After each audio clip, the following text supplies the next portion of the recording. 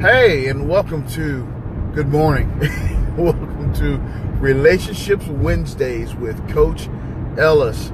Hey, this is the day where I talk to people, especially women over the age of 30, who are in, want to be in, or have been in relationships with men. And we talk about these things called Relationships Universal Lessonz, or the RULZ.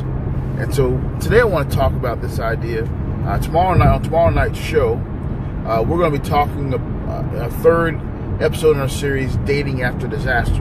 How to date after a divorce or after the death of a loved one. And tomorrow we're going to talk about this topic that we're going to mention briefly this morning. And that is, how do you date and have conversations with your other loved ones? Whether that's the kids you shared with your former spouse or your deceased spouse, the in-laws, or the family friends. And some of you are going to say, well, no one else matters. But the truth of the matter is your relationship with these people, especially after the death of a spouse, and you've been very close to his family, and now that there's been some time between his passing, you want companionship and you want to find love again, there's some conversations and some discussions that you're going to have. So we're going to talk about those things.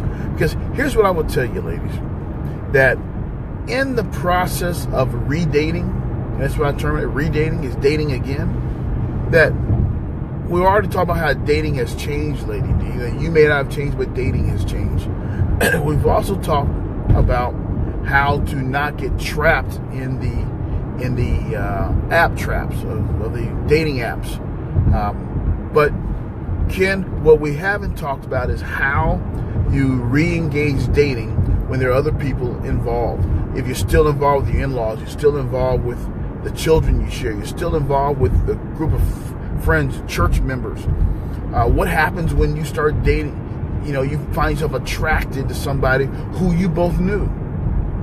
Maybe it was that guy at the church, but you weren't together because you're a good woman and you were married and he's a good man, he's married, now you're both widowed and or divorced. How do you do those things? And so here's one thing I would tell you. If I had to give you a clue, the first thing is you must be sure within yourself that you are ready to date that person. Not the idea, not the facsimile, not the impression of them, but them. Then you must understand discretion. You don't want to just throw people in other people's faces, especially if you're close to them. Ease them in. Have benign conversations about, I'm really lonely or really alone. I want some companionship, and start having a conversation, easing people into it. Now, some people will never accept that you're in a new relationship, and I would say, so what? You don't have to get their approval. But what you are doing is making sure that you are being honest with them. Because nothing bothers people more than dishonesty. So at least be honest. They don't have to accept it. So make sure you're ready to date that person. Make sure that you're having the conversations early enough that people are getting that you are going to date. And then have the conviction to be honorable in that dating and let people know. Don't hide them. Share them.